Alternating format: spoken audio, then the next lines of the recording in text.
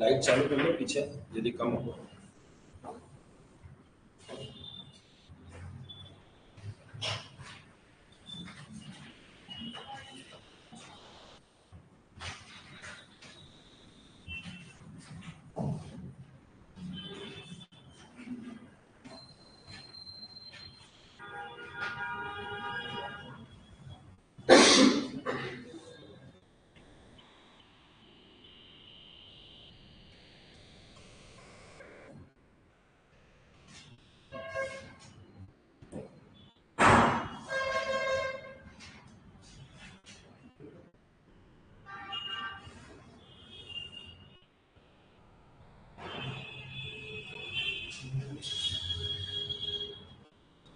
चलिए,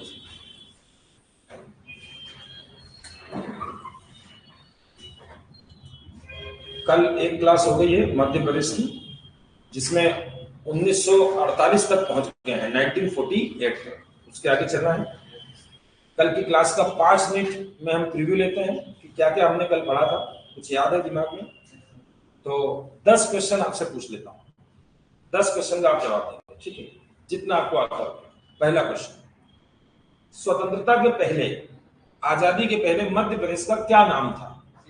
CP and Berar. दूसरा question, CP और बरार की स्थापना किस वर्ष हुई? शाबाश, 1861, 1861। तीसरी बात, सीपी और बरार की राजधानी क्या थी? नागपुर। चौथी बात, अकबर ने गोंडवाना अटैक किस वर्ष किया? ये हिस्ट्री का क्वेश्चन। 1564। वेरी गुड, शाबाश, 1564। खानदेश को किस नाम से जाना जाता है आज की तारीख? वेरी गुड, निमाड़ रीजन को खानदेश बोलते थे उस समय, ठीक है। अब ये बताइए, मध्य प्रदेश में होलकर वंश की स्थापना किसने की थी? कल मल्हार राव की। सिंधिया वंश का संस्थापक कौन था? राणोजी सिंधिया। शाबाश, राणोजी सिंधिया। तो इतना आपको याद है सारा, ठीक है। 4-5 क्वेश्चन पूछने काफी है।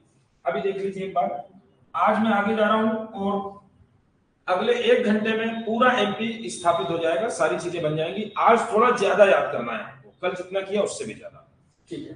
तो सबसे पहले आज हम कहां से चल रहे हैं? आज हम 1948 से जा रहे हैं और आज हम 1956 तक चले जाएंगे। मतलब आज हमारा मध्य प्रदेश कंप्लीटली बन चुका होगा। 1956 में मध्य प्रदेश बना, 1 नवंबर 1956 को।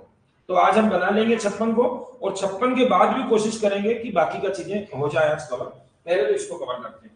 सबसे पहले ये मैं बना देता हूं एमपी आपका, ये एमपी बना दिया मैंने, ये तो आज का एमपी हो गया। ये इसमें जोड़ दिया मैंने छत्तीसगढ़, ये छत्तीसगढ़ जोड़ दिया। ये इसमें जोड़ दिया मैंने बरार और विदर्भ।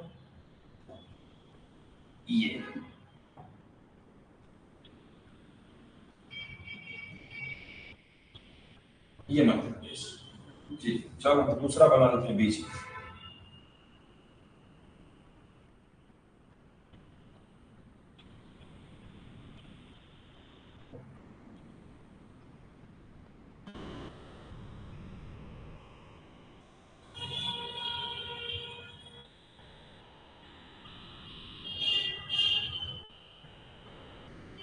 तो कल मैंने बता दिया था आपको, सबसे पहले ये, इसका नाम है सीपी एंड बरार। सीपी और बरार, ये पहले से एक ब्रिटिश प्रोविंस था, आपको पता है। 1861 में, 1921 में इसको गवर्नर क्षेत्र बनाया था। इसमें कल मैंने 3 रियासतें मिलाई थी, किसी को याद हो तो बता दीजिए। एक तो मिलाया था मैंने बघेलखंड की रियासत, बघेलखंड की। दूसरी कौन सी मिलाई थी? छत्तीसगढ़ की। तीसरी कौन सी मिलाई थी? दंडकारण्य की। तो आज हम क्या कर रहे हैं? आज हम इन तीनों को स्टेट बनाएंगे। तो सबसे पहले याद रखेंगे कि सीपी और बरार पहले से स्टेट था और पहले से उसकी राजधानी क्या थी बेटा?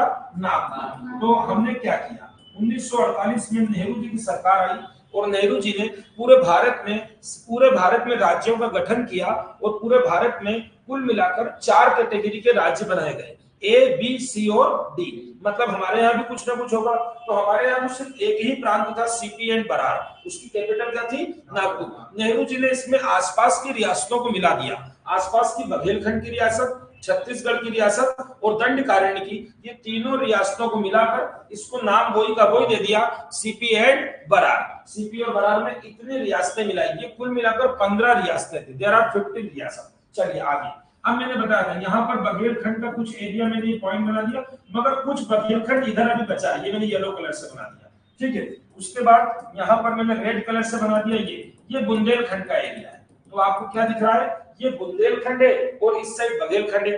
तो बुंदेलखंड और बघेलखंड को मिलाकर नेहरू जी ने एक नया राज्य बनाया जिसका नाम था विंध्य प्रदेश। क्या नाम था, विंध्य प्रदेश। तो मैंने ये बना दिया आपका दूसरा राज्य विंध्य प्रदेश। और आपको पता है कि विंध्य प्रदेश को कैटेगरी कौन सी दी गई है, सी देगी। इसको कैटेगरी कौन सी मिल गई, ए कैटेगरी का सीपी और बरार बना। सी में आपको सारा याद रखना है। वो पूछेगा विंध्य प्रदेश में क्या था, तो आप बोलेंगे कुछ बुंदेलखंड का हिस्सा था और कुछ बघेलखंड का, आगे भी चल के काम आएगा। उसके बाद ये जो रियासतें थी, ये जितने भी रियासतें थी, इन सबको मिलाकर एक नया प्रांत बना दिया गया जिसका नाम था मध्य भारत। मध्य भारत। अब इसमें बच्चे कंफ्यूज हो जाते हैं। देखिए, इसका नाम मध्य भारत है और इस सीपी का फुल फॉर्म क्या है, सेंट्रल प्रोविंस। तो हिंदी में जब इसको करोगे तो मध्य प्रांत है, ये मध्य प्रांत है और ये मध्य भारत प्रांत है, दोनों अलग अलग है, ठीक है। ये सेंट्रल प्रोविंस है और ये सेंट्रल इंडिया है, क्लियर। तो ये मध्य भारत प्रांत बनाया और इसकी दो राजधानी रखी गई, एक ग्वालियर रखी गई और दूसरी इंदौर रखी गई, क्योंकि ऊपर सिंधिया वंश का बहुत ज्यादा शासन था और नीचे इंदौर में होलकरों का प्रभाव था। तो ये दोनों कैपिटल बनाई गई, एक को विंटर कैपिटल बनाया गया, एक को समर कैपिटल। तो ग्वालियर इसकी शीतकालीन राजधानी बन गई, ग्वालियर इसकी कैपिटल बन गई और इंदौर दूसरी कैपिटल बन गई। मतलब इसमें दो कैपिटल थी। इसकी कैटेगरी कौन सी थी बेटा, बी। तो ए का भी बन गया, बी का भी बन गया और सी का भी, तीनों बन गए। एक और यहाँ पर बना, ये गोल बना दिया मैंने, ये भोपाल था। भोपाल को अलग स्टेट बनाया गया था और भोपाल को भी कैटेगरी सी दी गई थी। कौन सी दी गई थी, सी। तो सी वाले दो हो गए, बस ये लिख दिया मैंने सी अंदर लिख दिया। ये भोपाल था, तो इसका मतलब 4 स्टेट बने। कोई भी आपसे क्वेश्चन करेगा 1948 में हमारे मध्य प्रदेश का क्या नाम था, तो आप बोलेंगे 48 में मध्य प्रदेश एक नहीं था बल्कि 4 अलग अलग स्टेट हुआ करते थे। एक का नाम सीपी एंड बरार था, उसकी कैटेगरी ए, कैपिटल नागपुर थी। दूसरे का विंध्य प्रदेश, कैटेगरी सी, कैपिटल इसकी रीवा थी। कैपिटल इसकी क्या थी, रीवा। इसका नाम, ये कैटेगरी बी, इसका नाम सेंट्रल इंडिया और इसकी कैपिटल ग्वालियर और इंदौर थी। और ये भोपाल एक अलग स्टेट था जिसको कैटेगरी सी मिला था और इसकी कैपिटल भोपाल ही थी। यहां तक क्लियर। मतलब कितने राज्य बन गए बताइए, 4। मैं आपसे पूछता हूं 1948 में कितने स्टेट थे आपके पास, 4। कब तक रहेंगे, 1956 तक। में कोई ऐसे भी पूछेगा कि 1956 से 48 से 56 तक क्या था, तो आप सीधा बोलेंगे 48 से 56 तक हमारे यहाँ 4 राज्य हुआ करते थे, चारों की अलग अलग कैटेगरी थी। यदि क्वेश्चन आएगा 1948 से 56 तक आपके यहाँ कितनी कैटेगरी के राज्य थे, तो लगाएंगे 3 कैटेगरी। कौन कौन सी, ए, बी और सी। डी तो नहीं है आपके यहाँ, वो तो केवल अंडमान निकोबार में है, ठीक है। मगर राज्य कितने थे, 4। राज्य पूछेगा तो 4, कैटेगरी पूछेगा तो 3। अब हम जा रहे हैं इसके आगे, यहां तक हमने कल पढ़ लिया था, ठीक है। 48 में ये सारा बन गया। अब ध्यान देना, अब ध्यान देना है कि सीपी और बरार के अंदर जाऊंगा कि इसमें मुख्यमंत्री किसको बनाया, गवर्नर किसको बनाया, फिर बी के अंदर जाएंगे, फिर सी के और भोपाल, चारों को पैरेलल हम कॉलम बना के स्टडी करेंगे और बहुत सारा डेटा हमको अभी याद करना है। ये जब चारों को हम अलग अलग स्टडी कर लेंगे, उसके बाद क्लास एंड करेंगे कब, 1956 में चारों को वापस मिला देंगे और एक नया राज्य बना देंगे, मध्य प्रदेश। तो शुरू करें। अब मैं शुरू करने जा रहा हूँ चारों का कंपैरेटिव स्टडी, क्योंकि यहाँ से फैक्ट आएगा। यहां से प्रीलिम्स में भले ही नहीं आए, मेंस में बहुत आता है। सीपी एंड बरार मैंने ये लिख दिया एक, फिर मैंने दूसरा लिख दिया मध्य भारत, फिर मैंने तीसरा लिख दिया विंध्य प्रदेश। विंध्य प्रदेश, इन तीनों का कॉलम बनाकर मैं काफी सारे फैक्ट देने जा रहा हूं। आपको याद भी करना है और अभी याद भी हो जाएगा, ठीक है। कोशिश करेंगे कि ये पूरा कॉलम अभी हम याद कर लें और उंगलियों पर रख लें। इसको शुरू करते हैं। सबसे पहले एक बात बताइए, इसमें यदि मैं लिखूं नए क्षेत्र, नए क्षेत्र मतलब सीपी और बरार में नए क्षेत्र मिलाए थे, तो अभी आपको याद आ रहा है बघेलखंड की रियासत, छत्तीसगढ़ की और दंडकारण्य की, तीनों में लिख देता हूं। नए क्षेत्र में शॉर्ट में लिख देता हूं, बघेलखंड मिलाया सर, अभी आपने बताया, छत्तीसगढ़ मिलाया और दंडकारण्य, 3 रियासतें मिलाई। अब आपको ये तो क्षेत्र भी बता दिया, अब टोटल रियासत पूछता है तो आप क्या बताएंगे, यहाँ पर लिख देते हैं टोटल रियासत, इसमें 15 थी, 15 रियासत, मतलब सीपी और बरार में आसपास की कितनी रियासतें मिलाई गई थी? 15। ठीक है, अब इनमें भी बहुत सारी रियासत थी, तो अभी रियासत तीनों भी याद कर लेते हैं हम, तीनों की रियासत याद हो जाएगी, क्योंकि इसमें 25 रियासतें थी और इसकी बात करें इसकी, तो इसमें कितनी रियासतें थी? 35। तो आपको ऐसे याद हो चुका है, यहाँ पे मेरा ख्याल है 15 15 15 में 10 जोड़ देंगे तो कितनी हो जाएगी? 25, और 25 में 10 जोड़ देंगे तो 35। रियासतें सबको याद रहेगी। और एबीसी करके चल रहा हूं, इसकी कैटेगरी हमको मालूम है, हम पढ़ चुके हैं, सबने बता दिया। इसकी कैटेगरी ए है, इसकी कैटेगरी बी है और इसकी कैटेगरी सी। ये पहली बात। दूसरी बात, राजधानी भी यही लिख देते हैं, वैसे तो याद हो गया सारा। इसकी राजधानी क्या है बेटा? नागपुर। इसकी राजधानी क्या है? भूल गए? दो है ना, इंदौर और भोपाल। कौन बोला? सॉरी सर, इंदौर और ग्वालियर। इसकी राजधानी क्या बताई बेटा मैंने? रीवा। तीनों याद रखेंगे। इसकी राजधानी नागपुर है, इसकी इंदौर और ग्वालियर है, और इसकी कौन सी है? रीवा। तीनों की कैपिटल याद, तीनों की रियासत याद। आगे चले। अब देखिए यहाँ पर यदि जिलों की बात करें तो कुल 22 जिले थे। अब आपको यहाँ पर जिले नहीं याद करना है, ठीक है, फिर भी मैं लिख रहा हूं। क्यों? क्योंकि किताबों में जो लिखा है उससे आप कंफ्यूज हो जाते हैं कि मध्य प्रदेश की स्थापना के समय कितने जिले थे। तो यहीं से आप कवर करके चलेंगे कि यहाँ पर 22 जिले थे, तो आपको आगे का भी क्लियर हो जाएगा। ठीक है, तो 22 जिले और सामने लिख देता हूं 5 संभाग। 5 संभाग। अब देखिए ध्यान से, 22 जिले और 5 संभाग। अब 22 जिले तो अभी नहीं बता रहा हूं, मगर आगे चल के काम आएगा जब हम जोड़ेंगे सारे जिले। जब एमपी बनेगा तो 43 जिले थे, जब एमपी बनेगा 1956 में तो 43 जिले आएंगे। तो 43 का हमको पूरा इतिहास देखना, कहां से कितने मिले। ठीक है, अब रही बात 5 संभाग की, तो 5 संभाग में आपको चाहता हूं कि आप एक बार देख लीजिए। क्यों देख लीजिए? क्योंकि इससे आपको यह मालूम पड़ेगा कि सीपी और बरार में कौन कौन सा क्षेत्र आता था। अब आप मेरी बात सुनिए, क्या सीपी और बरार में महाकौशल क्षेत्र शामिल है? हाँ या ना में जवाब दीजिए। बिल्कुल शामिल है, क्योंकि शुरू से महाकौशल में रख के आया हूं, रानी दुर्गावती के पास महाकौशल था, तो महाकौशल क्षेत्र हमेशा सीपी और बरार में। तो यहां पर लिख सकते हैं आप, यहां पर क्या क्या शामिल था। देखिए, बरार एक संभाग था, इसके 5 संभाग बता रहा हूं, तो बरार तो आपको याद करने की जरूरत नहीं, बरार में नाम ही आ गया सीपी एंड बरार। दूसरा संभाग यहां पर कौन सा था? छत्तीसगढ़ भी आपने मिलाया है, छत्तीसगढ़ भी मिलाया है, तो छत्तीसगढ़ भी एक संभाग था इस समय। ठीक है, छत्तीसगढ़। एक नई चीज देना है यहाँ पर देना नर्मदापुरम, सॉरी निमाड़, नर्मदापुरम लिखे या निमाड़ का क्षेत्र,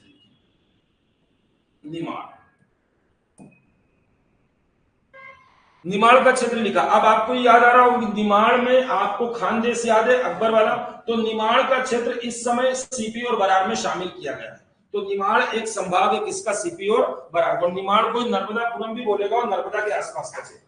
ठीक है, इसके अलावा महाकौशल ये शुरू से शामिल था, महाकौशल क्षेत्र इसमें शामिल था। कभी आपको क्षेत्र करके पूछता है कि कौन कौन से क्षेत्र इसमें शामिल है, तो आप बता देंगे बरार क्षेत्र शामिल है, सीपी एंड बरार हम पढ़ते हैं। छत्तीसगढ़ की रियासत हमने ली है, ठीक है, कुछ बघेलखंड की भी रियासत थी, दंडकारण्य की भी ली थी, और एक निमाड़ क्षेत्र शामिल है, और कौन सा क्षेत्र शामिल है? महाकौशल क्षेत्र शामिल है। अब इसमें देखते हैं, अब इसमें हमने क्या क्या किया था। मध्य भारत में हमको पता है कि नए क्षेत्र कोई शामिल हुए नहीं थे, ये सारी रियासतें थी, तो इसमें कैटेगरी बी मिला था। अब कैटेगरी बी में आप जैसे पढ़ते हैं वैसे आपको क्या मिलेगा। हमने आपको कल बताया था कि जब भी कैटेगरी बी का राज्य बनेगा तो उसमें एक व्यक्ति को हेड ऑफ द स्टेट बनाया जाएगा, राज्य प्रमुख। तो यहाँ पर दो रियासतों का ज्यादा बोलबाला है, किसका किसका? सिंधिया और होलकर। तो यहाँ पर राज्य प्रमुख बनाया जाएगा जीवाजी राव। जीवाजी राव यहाँ पर हेड ऑफ द स्टेट बनेंगे, HOS लिख दिया। वो पूछेगा मध्य भारत प्रांत में हेड ऑफ द स्टेट किसको बनाया गया था, तो आप बोल देंगे हेड ऑफ द स्टेट किसको बनाया गया था? जीवाजी राव को। अच्छा, यहाँ 5 संभाग लिख लें, 5 छत्तीसगढ़ लिख लिया ना यहाँ, ठीक है, ये जीवाजी राव को बनाया था। अब यहाँ पर जब सिंधिया परिवार से जीवाजी राव को हेड ऑफ द स्टेट बनाया तो होलकरों ने बोला हमारा क्या, हम भी तो एक बड़ी रियासत है, हम भी शामिल हुए। तो होलकरों को बोला गया आपको डेप्यूटी हेड बना देंगे, एक को प्रमुख बनाएंगे, एक को उप प्रमुख बनाएंगे, ठीक है, उससे नीचे वाला, जैसे अध्यक्ष और उपाध्यक्ष होते हैं वैसे ही। तो यहाँ पर लिखते हैं यशवंत राव होलकर, ये नाम याद रखना, यशवंत राव होलकर को डेप्यूटी हेड बनाया गया। हिंदी में बात करें तो शिवाजी राव को राज्य प्रमुख बनाया गया और यशवंत राव को उप राज्य प्रमुख बनाया गया। ये एक बात। दूसरी बात, यहाँ पर राज्य प्रमुख बनाया। अब मैंने आपको बता दिया ना, तीनों जगह विधानसभाएं होंगी, तीनों जगह विधानसभा होगी, लेजिस्लेचर होगा, तो तीनों जगह चीफ मिनिस्टर भी मिलेंगे आपको, तो तीनों के चीफ मिनिस्टर आपको याद करना। तो यहाँ का तो बहुत इंपॉर्टेंट है, क्योंकि यही मध्य प्रदेश के पहले सीएम बन जाएंगे। क्या नाम है इनका? पंडित रविशंकर शुक्ल। लिख देता हूं, पंडित रविशंकर शुक्ल। आप कोई मुझको बता सकते हैं कि रविशंकर शुक्ल यहाँ पर सीएम बन रहे हैं? ध्यान देना मेरी बात पे।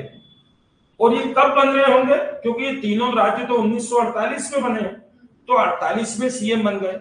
अब एक बहुत अच्छी पते की बात बताते हैं, जब चुनाव ही नहीं हुआ तो सीएम आया कहां से?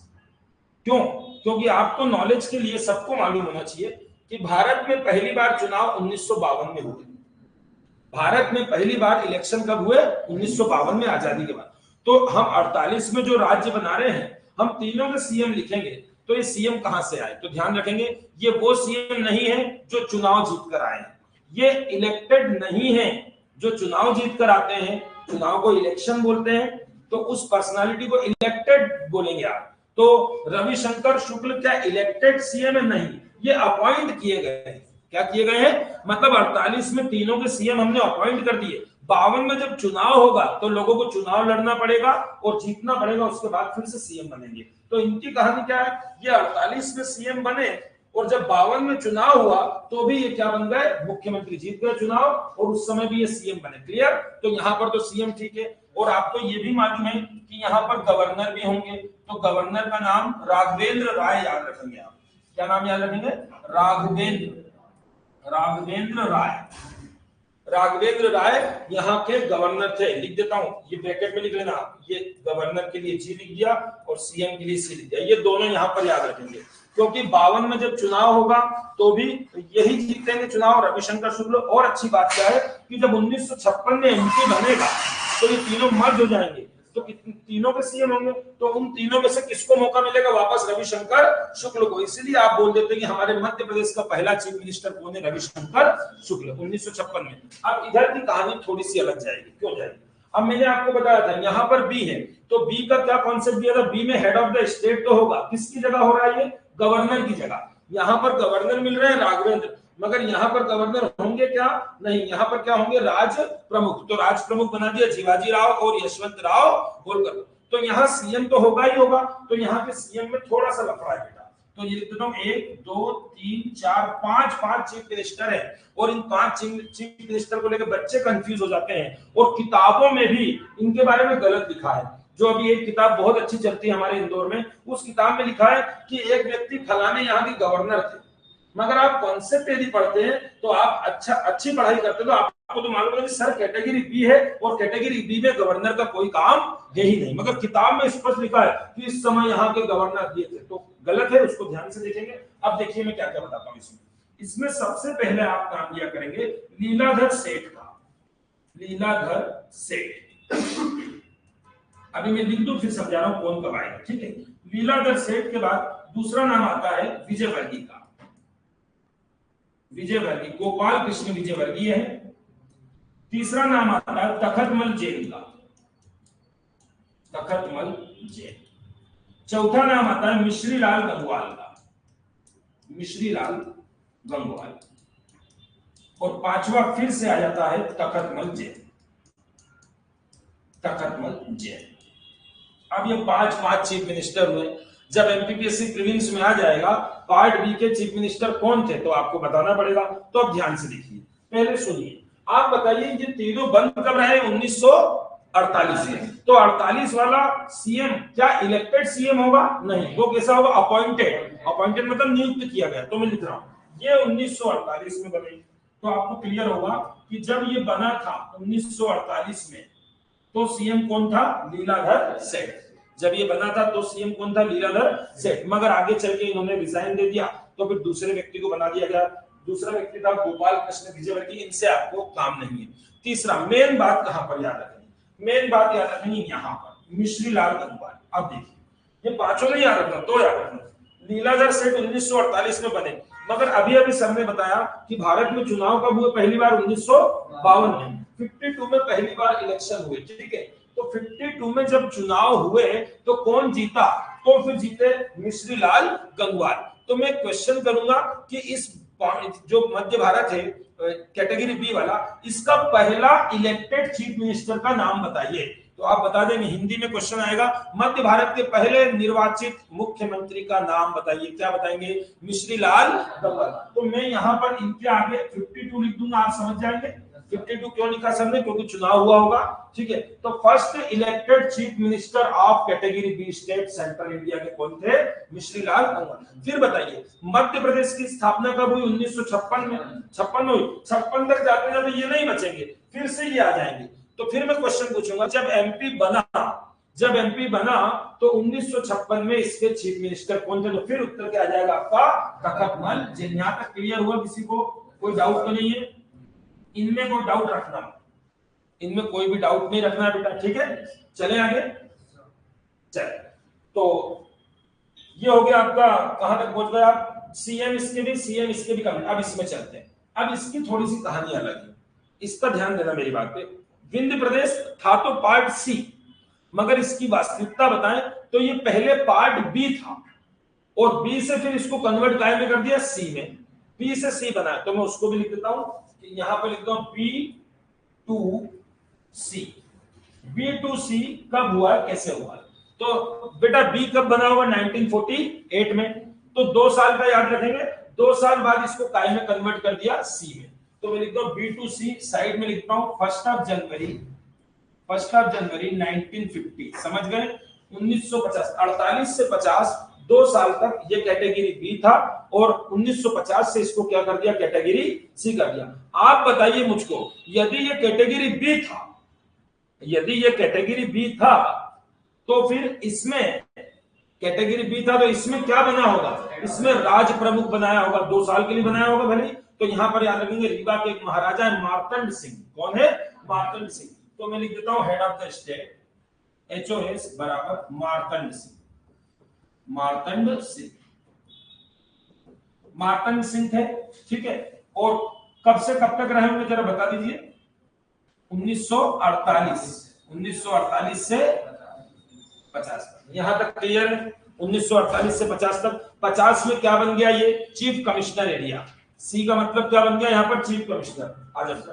तो यहाँ पर चीफ कमिश्नर होंगे, पहले हेड ऑफ द स्टेट बनाया होगा, और 1950 में आकर क्या बना दिया होगा, चीफ कमिश्नर। याद आ रहा है कल की क्लास, सी में चीफ कमिश्नर होंगे। तो यहाँ पर SN मेहता नाम के चीफ कमिश्नर, जहां पर मैं CC लिखूंगा आप समझ लेंगे चीफ कमिश्नर की बात कर रहे हैं, SN मेहता। यहां तक भी आपको क्लियर हो गया, SN मेहता।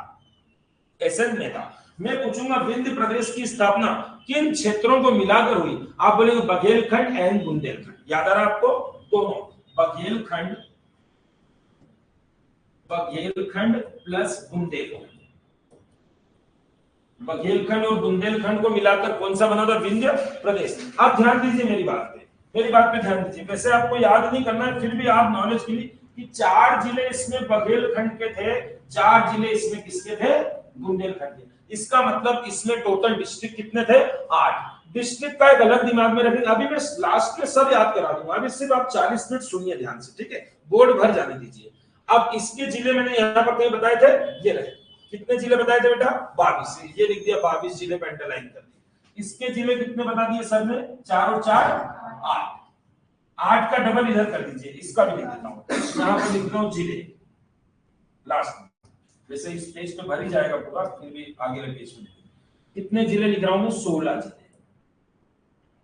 आप तीनों के जिले बता दीजिए, पहले वाले के जिले कितने, 22, दूसरे वाले में कितने, 16, तीसरे वाले में उसका आधा कर देना, 8, ठीक है। और अगले वाले में आपको दिक्कत नहीं आएगी, क्योंकि अगला वाला भोपाल है, और भोपाल में केवल 2 जिले, सीहोर और रायसेन। बोलिए कौन कौन से, मतलब भोपाल एक प्रांत तो है, मगर भोपाल एक जिला नहीं है। भोपाल खुद सीहोर के अंडर आता है, भोपाल का जिला मुख्यालय सीहोर में लगता है, भोपाल सीहोर की एक तहसील है। हम जिला तो बहुत बाद में बनाएंगे, 1972 में जाके भोपाल को जिला बनाएंगे, ठीक है, बहुत समय बाद। तो समझ गए भोपाल में कितने जिले होगा? 2। अब जिले एक बार आप रिवाइज कर सकते हैं, 22 जिले, 16 जिले, 8 जिले और 2 जिले। नहीं याद आ रहा हो तो सबसे लास्ट वाला इधर, चलो वैसे याद करा दूंगा, फिर भी सबसे लास्ट वाला 2 होता है, 2 में 8 का गुणा कर दो तो 16 निकल जाएगा, शुरू के 3 निकल जाएंगे। पीछे से आए आप, भोपाल में 2, विंध्य प्रदेश में 8, सेंट्रल इंडिया में 16 और 22 आपको याद रखना है, ठीक है ना? चलिए सभी लोग समय पे आए। 9 की क्लास 10 पे कर दी गई है, तो भी 10:30 पे आ रहे हैं, तो क्यों ना वापस 9 पे ही कर दी जाए, हो जाएगा, ठीक है? आज लेट होगा ऐसा, यदि 2-2, 3-3 व्यक्ति रोज यही बोले मैं आज ही लेट हुआ, तो शायद पूरा मंथ हो जाएगा और लेट ही रहेगी क्लास, ठीक है ना? तो हम एक फिक्स टाइम करेंगे, उसमें 1 मिनट भी कोई लेट नहीं होगा। उसके 10 मिनट पहले क्लास में आएंगे, क्लास में आके अपनी चर्चा कीजिए, कोशिश करिए न्यूज़पेपर बैग में रखें, न्यूज़पेपर पढ़ने की आदत डालिए, कोई मैगजीन लाइए और शुरू के जो 15 मिनट पहले आएंगे आप उसमें डिस्कस कर लीजिए अपने फ्रेंड के साथ कि हाँ कल क्या हुआ, कुछ भी करंट अफेयर्स पे या जो पढ़ाया उस पर कर लीजिए, ठीक है? 15 मिनट पहले आने की कोशिश करें। अभी से जो आदत बनाएंगे आगे चलकर वैसे ही हम इंसान बन जाएंगे। और हम लोग सब ऑफिसर बनने की तैयारी कर रहे हैं, ठीक है ना? कोई क्लर्क की तैयारी तो कर नहीं रहे, बड़ा अधिकारी बनना चाहते हो क्या? बड़ा अधिकारी लेट आता है कभी ऑफिस पे? नहीं, ये मैं बोलना आता ही नहीं, घर से करता है, ठीक है? वो समय के पहले पहुंचता है ना, समय के पहले, सबसे पहले टाइम का याद रखें। चलिए अब ये जिले की लिस्ट तो मैंने साइड में बना दी, किसी को याद हो जाए तो कर लेना। आपको बता दें प्रीलिम्स में इतना डिटेल में नहीं आएगा, मगर हम इसलिए पहला टॉपिक इतना डिटेल में पढ़ा रहे हैं कि मेंस में आपको सब लिखने को आता है, सीपी बरार अलग से लिखो, ये पूरा लिखो, ये सब डेटा मेंस में लिखना पड़ता है, ठीक है ना? चलिए अब अपन आगे चलते हैं। अब यहाँ पर मैंने क्या बना दिया, एसएन मेहता को बना दिया, फिर से कि यहाँ भी विधानसभा होगी, यहाँ भी विधानसभा होगी और यहाँ का भी चीफ मिनिस्टर होगा। तो यहाँ के चीफ मिनिस्टर कौन थे? शंभुनाथ शुक्ल, लिख देता हूँ, शंभुनाथ शुक्ल, शंभुनाथ शुक्ल, याद रहेगा। अब तीनों की रियासत बता दीजिए मुझको, इसमें कितनी रियासत थी बेटा? 15, 15 में 10 जोड़ दे तो 25, 25 में 10 जोड़ दे तो, अब भोपाल अकेला बचा, तो भोपाल की ऐसे याद करो 5 रियासत थी उसमें। कितनी रियासत थी? तो जैसे मैंने यहाँ पर जिले का एक कॉलम बनाया, ये जिले का कॉलम हो गया और ये रियासत का। अब रियासत आगे से चलेंगे तो 15, 15 और 10 25, 25 और 10 35, और आखिरी वाले में कुछ नहीं करते हुए क्या लिखेंगे?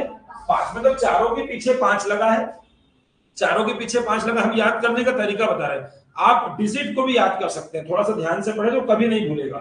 और 1 2 3 लगा है शुरू में, लास्ट वाले में कुछ नहीं, आपको मालूम भोपाल में कम होगी। चले आगे, यहाँ तक क्लियर, यहाँ तक एक बार अच्छे से क्लियर कर लीजिए, क्योंकि इतने से आगे बढ़ूंगा तो आपको डेटा भूलना नहीं। क्या क्या लिखा है, सिर्फ इसी में मेहनत करना है। लीलाधर पहले चीफ मिनिस्टर थे, पहले elected chief minister Mishrilal Gangwal थे, और 1956 के समय चीफ मिनिस्टर कौन थे? तखतमल। याद रहेगा सबको। अब आगे चलते हैं, जिले भी हो गए। अब भोपाल की बात कर रहे हैं। भोपाल कैटेगरी कौन सी है इसके पास? जिले कितने हैं इसके पास? 2। कौन कौन से लिखी दे? सीहोर और रायसेन। सीहोर रायसेन। बताइए कितनी रियासत है इसके पास? 5 रियासतें हैं, 5। अब बताइए कब आया था भारत में? कल मैंने याद करा दिया है सभी को, ये डेट कोई भी नहीं भूल सकता, किसी को नहीं भूलना। एमपीपीएससी का फेवरेट क्वेश्चन है, भोपाल भारत में कब आया? भारत में नहीं आना चाहता था, पाकिस्तान में आना चाहता था। भोपाल का नवाब कौन था? हमीद उल्ला खां। कौन था? हमीद उल्ला खां। और हमीद उल्ला खां को लाने में बहुत प्रयास किया गया है, भोपाल को भारत में लाने में बहुत आंदोलन चलाया, विलीनीकरण आंदोलन चलाया। और ये विलीनीकरण जो मूवमेंट था, इसके हेड या इसके नेता थे मिस्टर शंकर दयाल शर्मा। कौन थे? तो ध्यान रखेंगे, शंकर दयाल शर्मा को भोपाल का चीफ मिनिस्टर बनाया गया। तो लिखते जा रहा हूं, ये विलय पत्र पर हस्ताक्षर करने वाला कौन है? हमीद उल्ला खां। हमीद उल्ला खां, हमीद उल्ला खां, ठीक है। और यहाँ का सीएम कौन है? तो लिख दिया मैंने, शंकर दयाल शर्मा। और आपको ये नॉलेज होना चाहिए कि ये भारत के राष्ट्रपति भी बने हैं। शंकर दयाल शर्मा भारत के राष्ट्रपति भी बने हैं। तो याद रखेंगे, भोपाल के सीएम जो थे शंकर दयाल शर्मा, वो भारत के 11वें नंबर के, आई थिंक, जहां तक मेरा ख्याल है 11वें थे, ठीक है, हाँ पिछली बार पढ़ा था हमने।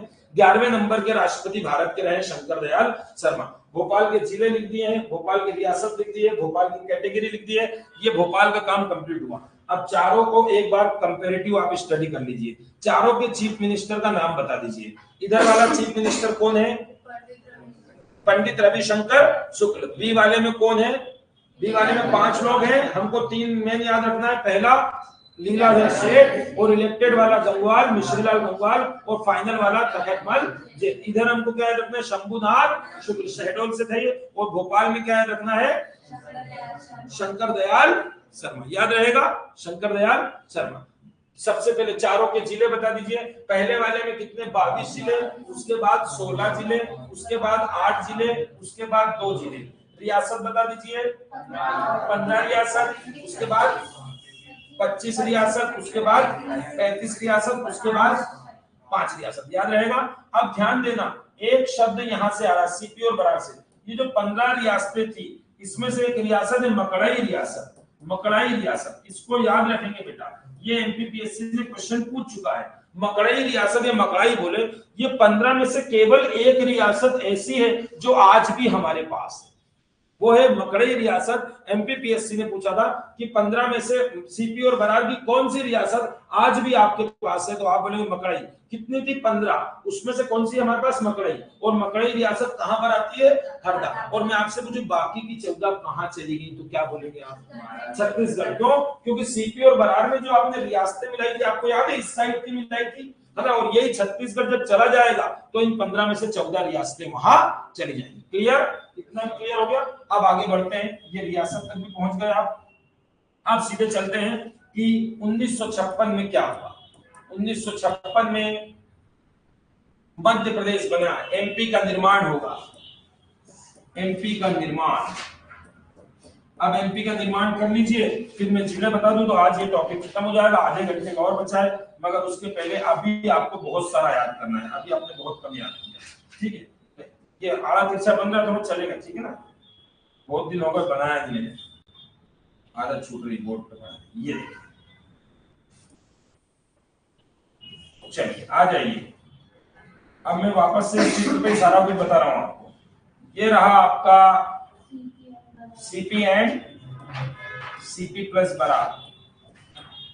ये रहा आपका विंध्य, ये रहा आपका सेंट्रल इंडिया, और ये रहा आपका। अब बात आई कि 1948 में जो एबीसीडी बनाया था उसको 1956 में खत्म कर रहे हैं। पहला क्वेश्चन, क्या ये एमपी में ही खत्म हो रहा है? नहीं, ये पूरे इंडिया से खत्म हो रहा है। मतलब नेहरू जी ने जो 1948 में पूरे भारत में राज्य बनाए थे, वो 4 कैटेगरी के बनाए थे। वो मॉडल कुछ दिन तक चला और कुछ दिन बाद फेल हो गया। वो एबीसीडी वाला मॉडल फेल हो गया, तो अब क्या करेंगे राज्य? पहले हमने बताया था आपको 48 में आप राज्यों का गठन कर रहे हैं, तो आप गठन नहीं करेंगे, अब आप पुनर्गठन करेंगे। तो मैं फिर क्वेश्चन पूछता हूं, भारत में राज्यों का गठन कब हुआ? 1948 में। भारत में राज्यों का पुनर्गठन कब हुआ? 1956 में। कोई ये नहीं समझेगा कि हमारे साथ हो रहा है, भारत में सबके साथ हो रहा है। सबका एबीसीडी खत्म कर रहे हैं। क्लियर? सबका एबीसीडी खत्म कर रहे हैं। अब जिसको ये पढ़ना है कि सर ये एबीसीडी क्यों खत्म कर दिया, इससे क्या प्रॉब्लम आ गई थी, तो हम इंडियन पॉलिटी में आपको सिखाएंगे, अगले चैप्टर में आएगा। मगर अभी आप थोड़ा सा सीख लीजिए जिनको नहीं मालूम। देखिए सुनिए ध्यान से, 1948 में राज्यों का गठन हुआ था, ठीक है, लिख देता हूं, गठन राज्यों का हुआ था, मगर एबीसीडी में हुआ था तो वो फेल हो गया। फेल क्यों हुआ उसका कारण सुन लीजिए, सिर्फ 5 मिनट लगेंगे। बेटा जैसे 48 में एबीसीडी बना, वैसे कई जगह से दंगे लड़ाई शुरू हो गई। कई लोगों ने बोला कि हमारा राज्य तुमने गलत बना दिया। कैसे? एक राज्य बनाया था नेहरू जी ने, उदाहरण दे रहे हैं, एक राज्य बनाया था नेहरू जी ने जिसका नाम था मुंबई। बंबई राज्य था, ठीक है। इस बंबई में यदि मैं मन से एक लाइन खींच दूं, बीच में मैं मन से खींच रहा हूं, तो इस लाइन के ऊपर के लोग जो थे वो गुजराती भाषा बोलते थे, और जो इस लाइन के नीचे के लोग थे वो मराठी भाषा बोलते थे। तो फिर यहाँ के जो गुजराती भाषा वाले हैं, इन लोगों ने आंदोलन कर दिया।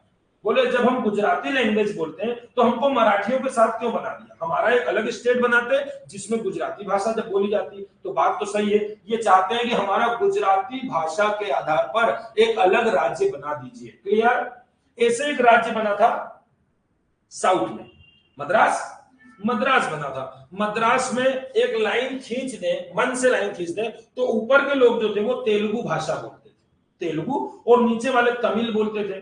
तो तेलुगु वालों ने लड़ाई शुरू कर दिया, आंदोलन शुरू कर दिया कि जब हमको बनाना ही था तो तेलुगु भाषियों का अलग बनाना था, हमको तमिल के साथ क्यों बनाया। तो यहां से भी लड़ाई शुरू हो गई, आंदोलन शुरू हो गया। और कब हुआ ये, जैसे नेहरू जी ने 48 में बनाए हैं वैसे मूवमेंट शुरू हो गए, वैसे लोगों ने विरोध करना शुरू कर दिया। एक राज्य और बता देते हैं आपको, ये राज्य था, इसमें हम बीच में लाइन खींचते हैं, तो इसका जो इधर वाला पोर्शन था, इधर वाला पोर्शन पंजाबी भाषा बोलता था, मगर इधर वाले हिंदी बोलते थे। तो हिंदी वालों ने लड़ाई की कि हिंदी के हिसाब से हमारा अलग बना देते। ये पंजाब था, तो पंजाब में हिंदी वाले लड़ने लगे हमारा हरियाणा बना दो, और आज हरियाणा है आपको मालूम है। और ये लोग बोलने लगे तेलुगु वाले, तेलुगु वाले क्या बोले कि हम तमिल के साथ नहीं रहेंगे, हमारा तेलुगु के आधार पर आंध्र प्रदेश राज्य बना दो। कौन सा बना दो, आंध्र प्रदेश। और ये बोलने लगे हमारा गुजराती के आधार पर क्या बना दो, गुजरात बना दो। तो जब भारत में जगह जगह से ये माहौल बिगड़ा, लोगों ने आंदोलन किया, तो फिर नेहरू जी भी टेंशन में आ गए और उन्होंने बोला आप क्या करें, लोग ऐसी मांग कर रहे हैं, और जो लोग मांग कर रहे हैं वो आप क्या सीख रहे हैं, आप लोग भाषा के आधार पर अपना राज्य बनाना चाह रहे हैं। काय के आधार पर, मगर भाषा के आधार पर राज्य बनाना अच्छी बात है या बुरी बात है, ये तो आपको देखना पड़ेगा। तो नेहरू जी ने सबसे पहले 1948 में जैसे विरोध हुआ, 1948 में एस के धर आयोग बना दिया।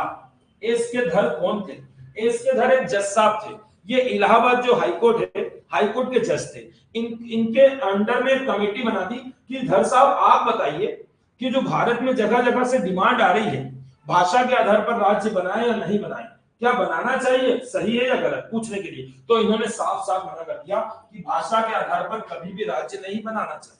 अभी आप छोटे बच्चे, आपको मालूम होना चाहिए ना क्यों नहीं बनाना चाहिए, क्या दिक्कत है भाषा के आधार पर, अभी बताते हैं आपको। ठीक है, दूसरा नेहरू जी ने बोला ठीक है, और पूछते हैं, एक जेवीपी कमेटी है, ये सब याद करना क्योंकि जितना बोर्ड पे लिख रहे हैं सब एमपीपीएससी प्रीलिम्स के क्वेश्चन है, आपको मालूम है। जेवीपी कमेटी भी 48 में है, इसका मतलब अभी सर 48 पे चले जा रहे हैं, ठीक है ना। जेवीपी कमेटी का फुल फॉर्म मालूम होना चाहिए, जवाहरलाल नेहरू है, वल्लभ भाई पटेल है और पट्टाभी सीतारामैया है, तीन पर्सनालिटी है उसमें बड़ी बड़ी। जवाहरलाल नेहरू कौन है, भारत के पहले प्राइम मिनिस्टर है। वल्लभ भाई पटेल कौन है, भारत के पहले डेप्यूटी प्राइम मिनिस्टर बोल दें, ठीक है ना, और रियासतों को मिलाने वाले। और पट्टाभी सीतारामैया कौन है, पट्टाभी सीतारामैया मध्य प्रदेश के पहले राज्यपाल हैं। क्लियर, तो इसमें भारत का पहला पीएम भी है और एमपी का पहला राज्यपाल। जेवीपी कमेटी का मतलब फिर से बताइए कौन कौन है, जवाहरलाल नेहरू, वल्लभ भाई पटेल और पट्टाभी सीता। तो बेटा ये तीनों की जो कमेटी बनी जेवीपी कमेटी, इसने भी मना कर दिया कि भाषा के आधार पर, नो लिख रहा हूं, भाषा के आधार पर कभी राज्य नहीं बनाना चाहिए, ये गलत बात है। अब आपको सिखा दें क्यों गलत बात है। देखिए बेटा, ये भारत पूरा एक है, हम सब इंडियंस हैं, हमको प्राउड होता है हम इंडियन, मगर जब हम भाषा के आधार पर बनाएंगे तो क्या होगा। देखिए यहाँ पर तमिल बोलते हैं, यहाँ पर तेलुगु, यहाँ कन्नड़, यहाँ मलयालम, गुजराती, मराठी, उड़िया, बंगला, हिंदी। मतलब भारत एक ऐसा देश है जहां पर बहुत सारी भाषाएं बोली जाती हैं। दुनिया में ऐसे बहुत कम देश हैं जो देश है वहां पर एक ही भाषा बोलते हैं, एक या दो। हमारे यहाँ तो कदम कदम पर भाषा बदलती है, हर राज्य में भाषा बदलती है। मतलब भारत लैंग्वेज डाइवर्सिटी वाली कंट्री है। लैंग्वेज डाइवर्सिटी मतलब भाषाई विविधताओं से भरा हुआ है, अलग अलग भाषा अलग अलग क्षेत्र में। और यदि आप सुनिए, यदि आप भाषा के आधार पर बनाएंगे तो अपने भावना क्या आएगी, ये हमारा मराठियों का है, ये हमारा गुजरातियों का है, ए तू इधर से कैसे आया, तू तो कन्नड़ बोल रहा है, चल तो तेरे एरिया में जा। तो इससे भारत की एकता खराब होगी। हम पूरे इंडिया को एक बनाना चाहते हैं, टूट ना जाए, हमारा भारत कहीं टूट ना जाए। तो भाषा के आधार पर जब हम बनाते हैं कोई राज्य, तो उससे क्या होता है बेटा, उससे क्षेत्रवाद की उत्पत्ति होती है। क्षेत्रवाद मतलब कि ये मेरा एरिया है, वो तेरा एरिया में जा, तू यहाँ नौकरी करने क्यों आया। आज भी आपको पता है महाराष्ट्र में प्रॉब्लम आती है, महाराष्ट्र में मैक्सिमम जो काम करने वाले वो यूपी और बिहार के चले जाते हैं क्योंकि कम सैलरी में काम कर लेते हैं। तो उनकी फाइट होती रहती है, तुम लोग यूपी वाला है ना, मारेंगे तुमको, ठीक है ना। क्योंकि वो महाराष्ट्र वाला जो मुंबई में रहता है, मान लो एक उदाहरण दे रहा हूँ, एक मुंबई का ड्राइवर है जो कार चलाता है, अब उसके 2 बच्चे हैं, तो मुंबई की पढ़ाई कैसी होगी, मुंबई का रहना कैसा होगा, महंगा ही होगा ना। तो वो 35,000 रुपए सैलरी लेता है कार चलाने की, और अपने यहाँ से चले जाते हैं बिहारी बाबू और यूपी के बाबू चले जाते हैं। तो वो जाते हैं तो वो बोलते हैं हमको नौकरी चाहिए ड्राइवर की। तो मालिक पूछता कितने पैसे लोगे, तो बोलते हैं 10,000 में ही कर लेंगे।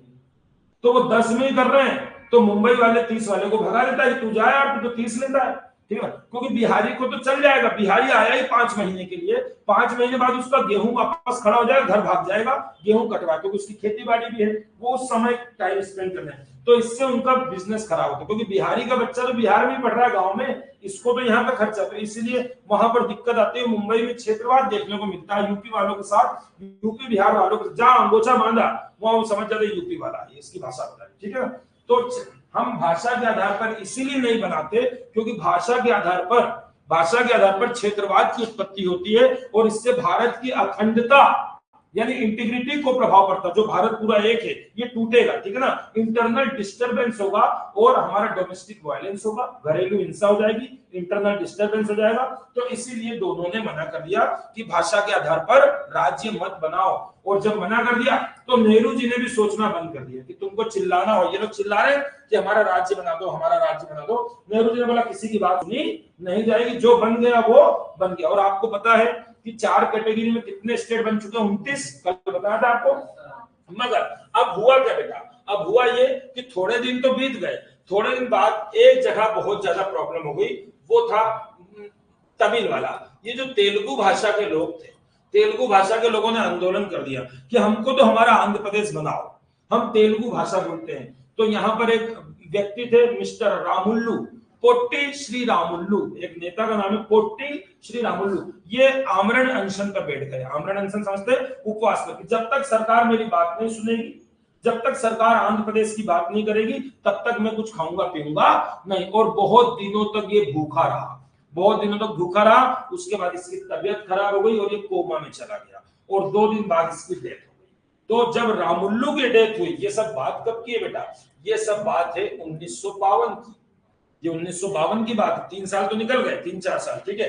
और 3-4 साल बाद 1952 में रामुल्लू की मृत्यु हो गई, रामुल्लू की डेथ हुई। और जैसे रामुल्लू की डेथ हुई तो हमारे देश का माहौल थोड़ा बिगड़ गया।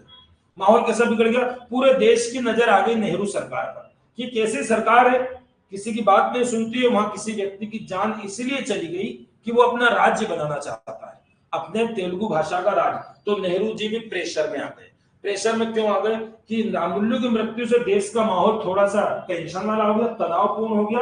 और नेहरू जी ने ये बोला कि ठीक है, आंध्र प्रदेश की घोषणा कर दी जाती है। और इस प्रेशर में क्यों, क्योंकि जब, और एक अच्छी बात बताता हूं, ये दिसंबर में इसकी डेथ हुई है बेटा।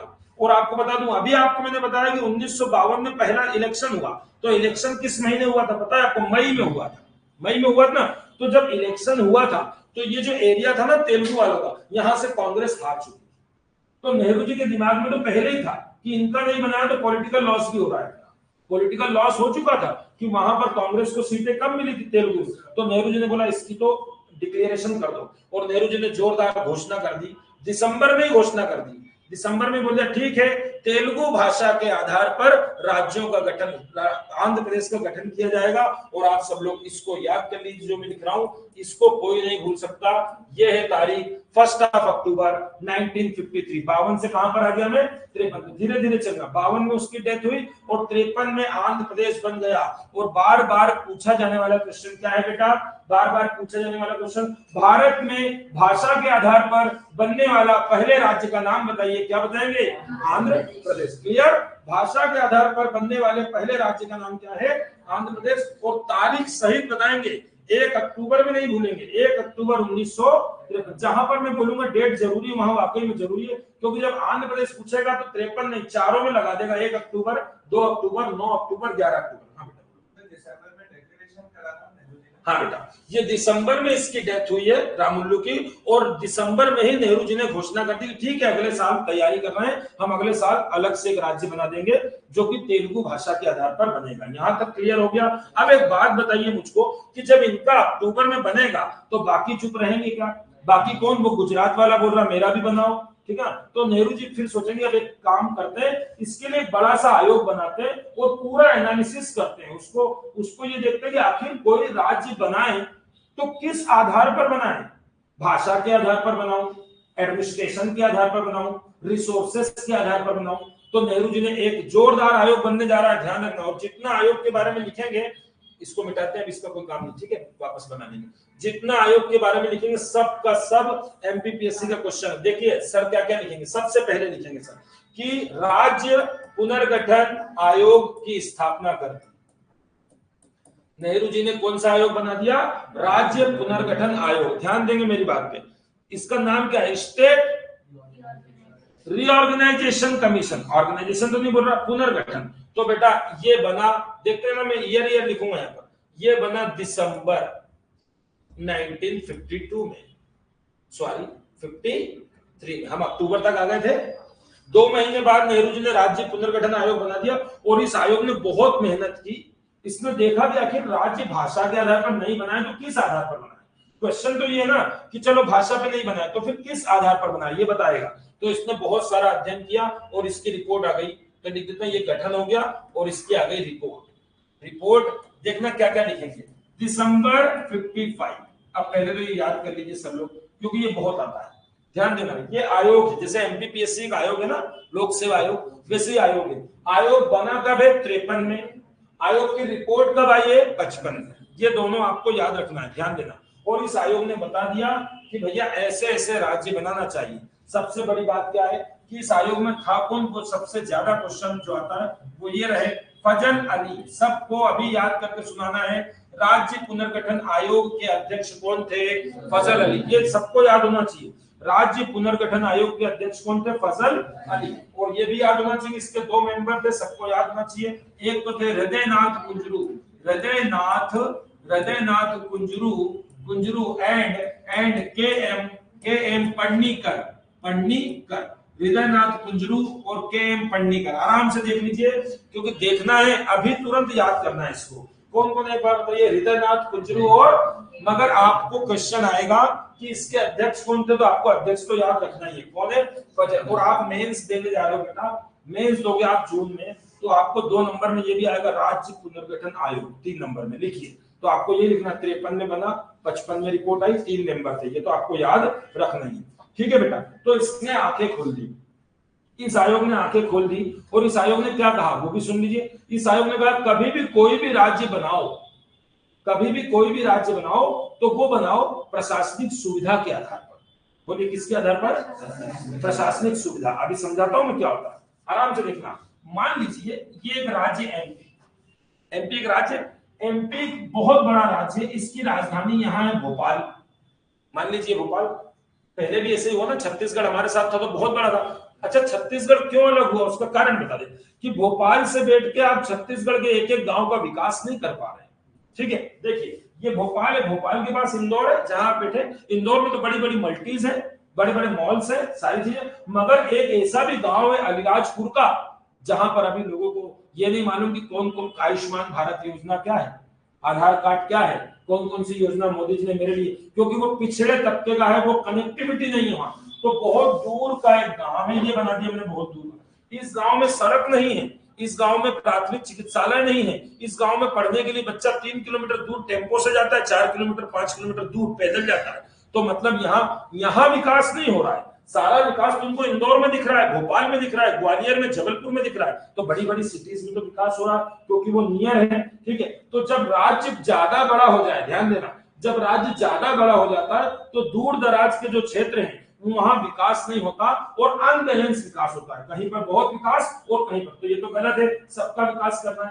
तो फजल अली क्या बोल रहे हैं कि यदि आपको प्रशासन चलाने में दिक्कत आ रही है, भाई इस गांव में स्कूल क्यों नहीं, क्योंकि दिक्कत आ रही है, उसमें कनेक्टिविटी नहीं, रोड नहीं है वहां पर, प्रॉपर प्रधानमंत्री ग्राम सड़क योजना नहीं है।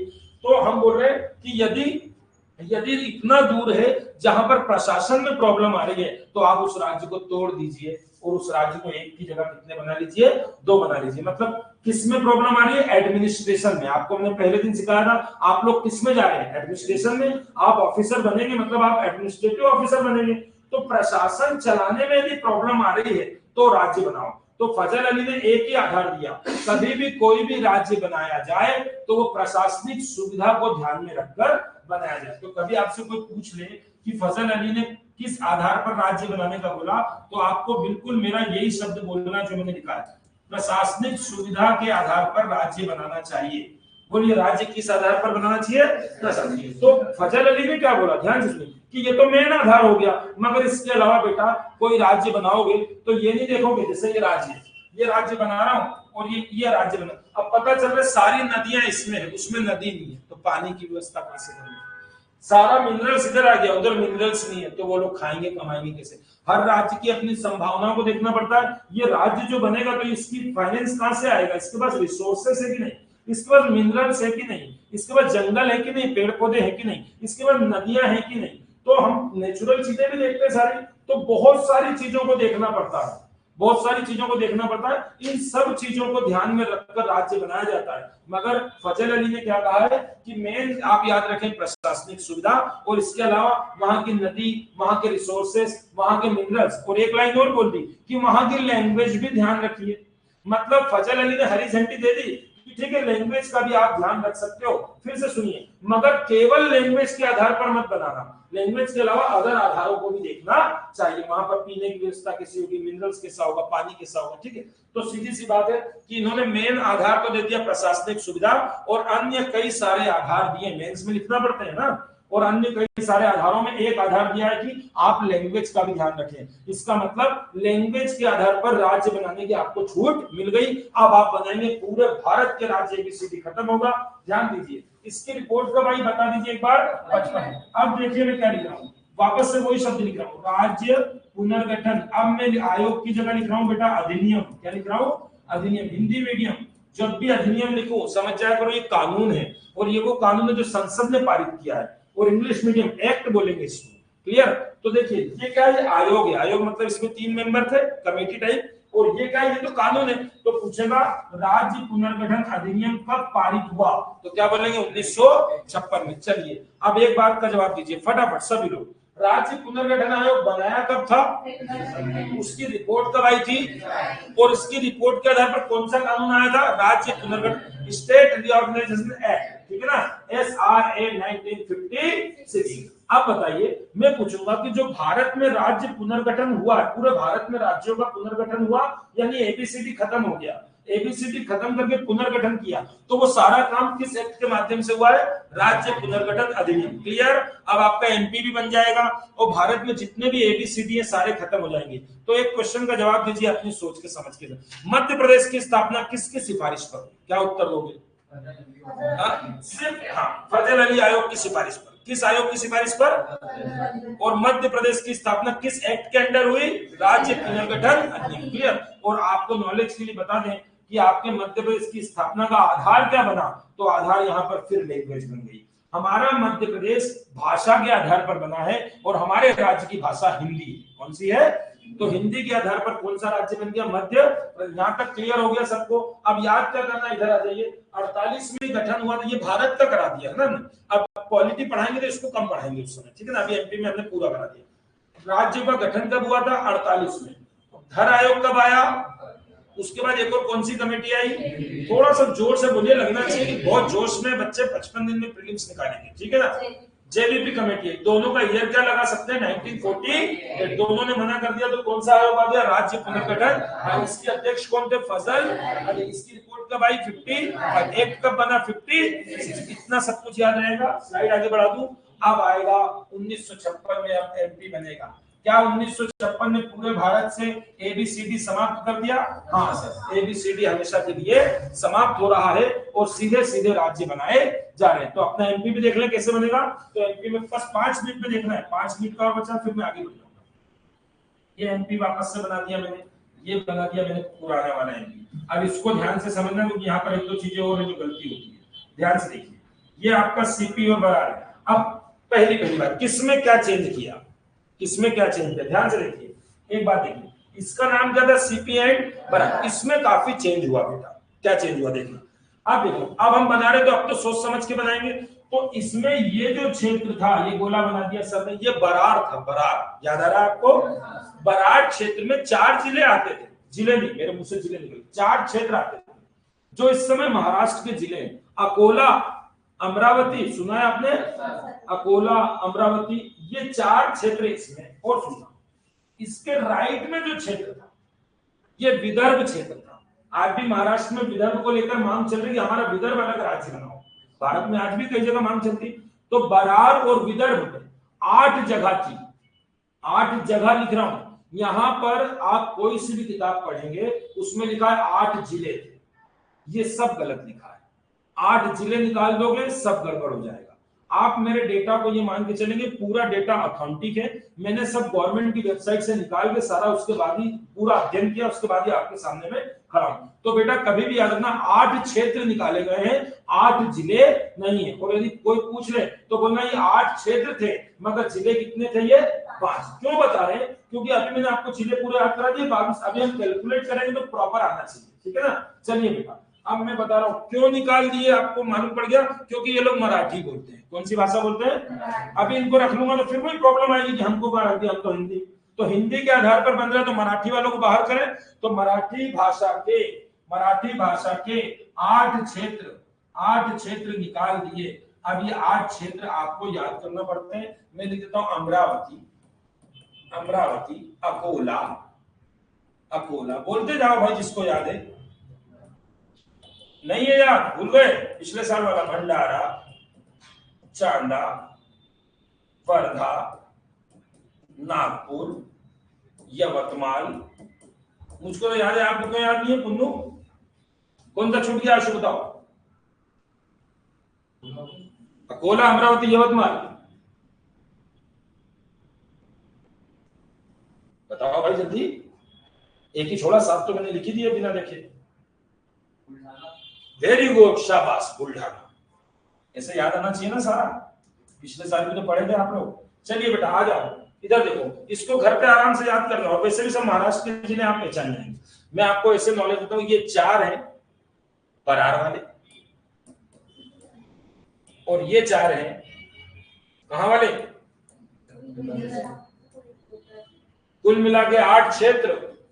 और जिले कितने, 5 जिले। और किताब जब भी कोई सी भी किताब पढ़ेंगे, फिलहाल जितनी किताबें आती हैं कोई सी भी पढ़ोगे उसमें स्पष्ट लिखा 8 जिले निकल गए। उसको सुधार लेना कि 8 क्षेत्र निकले, जिले तो 5 ही निकले। चले हटा दूं। अब देखो यहां से पतला हो जाएगा आपका, ये हटाया भैया, देखते हैं ना कैसा होता जाएगा। अब आपका एमपी यहां से सीधा जाएगा और यहां से ऐसा हो जाएगा। यहां तक तो किसी को डाउट नहीं है। और क्या सीपी और बरार में और कोई चेंज करना चाहिए? और कोई चेंज करने की जरूरत नहीं। आपने नीचे वाले सारे निकाल दिए, ठीक है ना। अब ये एक, इसमें 8 क्षेत्र निकल गए। आ जाओ दूसरे में ध्यान देना। दूसरे का नाम क्या था, विंध्य प्रदेश। कोई पूछेगा विंध्य प्रदेश में क्या चेंज किया, तो आपको सीधा बोलना विंध्य प्रदेश में कोई चेंज नहीं किया। 8 जिले थे, उसके बाद 4 बुंदेलखंड के और 4 बघेल के, 8 के 8 ऐसे रख ली। तो नो चेंज, क्लियर। आ जाओ बेटा इधर, ये सेंट्रल इंडिया है। सेंट्रल इंडिया में चेंज हुआ है। क्या चेंज हुआ, ध्यान देना। एक सेंट्रल इंडिया का एक प्लेस किसी को दिया गया है और एक उससे दिया गया है। ये लेन देन हुआ है, और लेन देन हुआ राजस्थान के साथ। किसके साथ, राजस्थान के साथ। देखिए जरा बोर्ड पे देखिए, समझ में। यहाँ एक लाइन खींची सर ने और यहाँ एक लाइन खींची।